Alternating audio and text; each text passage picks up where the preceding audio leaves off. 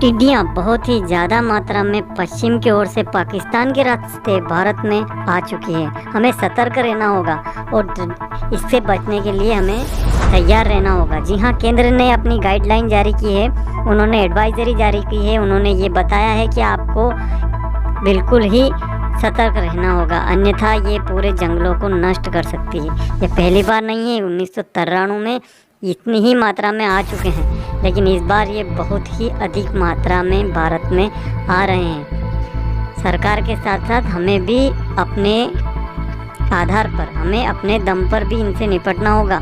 कारण ये नहीं है कि केवल ये अपनी फसलों को नष्ट करेंगे, ये जंगलों को नष्ट कर देंगे। और जंगलों को नष्ट करने के साथ साथ अगर ये एक साथ बहुत मात्रा में मरते हैं तो ये बहुत सारी बीमारियां फैलाते हैं, और हम इसके लिए बिल्कुल तैयार नहीं हैं, क्योंकि कोरोना से हम पहले ही बहुत ज़्यादा प्रभावित हैं। इसीलिए जितना हो सके इन्हें ख़त्म करिए। इन्हें ख़त्म करने के लिए हमें ये जानना होगा कि ये किस तरह से फैलती है या चलती है।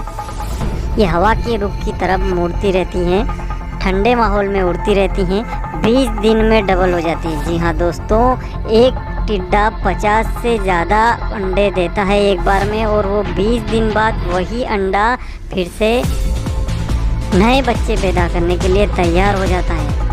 जी हाँ, 15 से 20 दिनों में इनकी संख्या 2 गुनी हो जाती है। इनसे बचने का एक ही तरीका है, हमें पेस्टिसाइड का बहुत ज़्यादा इस्तेमाल करना होगा। ये कीटनाशक छिड़काव करते रहिए। जिस भी एरिया में ये आती हैं इन्हें बैठने नहीं दीजिए। अपने एरिया से इसको कैसे भी करके, कोई भी शोर करके इसे भगाइए। जी हाँ, ढोल हो सके डीजे बजाइए, तालियाँ बजाइए, आप थाली पीटिए, लेकिन इन्हें अपने एरिया में ना रुकने दें। और अपने सरकार पर लगातार दबाव बनाते रहिए कि इसे ख़त्म करें, इन पर कीटनाशक छिड़के। अगर आप खुद भी सक्षम हैं तो इन्हें मारिए, किसी भी तरह से इनको मारने का उपाय करिए। इनको मारने के लिए कोई भी कीटनाशक जो नॉर्मली हम उपयोग करते हैं खेतों में, इनके ऊपर कर सकते हैं। जी हाँ, इन्हें कैसे भी करके भगाना होगा।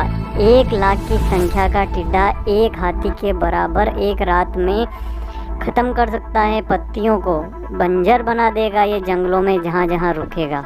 हमें इन्हें किसी भी हाल में रोकना होगा। जी हाँ, जिस पत्ती पे बैठता है बहुत ही तेज़ गति से उसे काट कर ख़त्म कर देता है ये टिड्डा। बहुत लोगों ने कहा कि ये पाकिस्तान की चाल है, उधर से किसी भी तरह से इन्हें इधर भेजा गया है।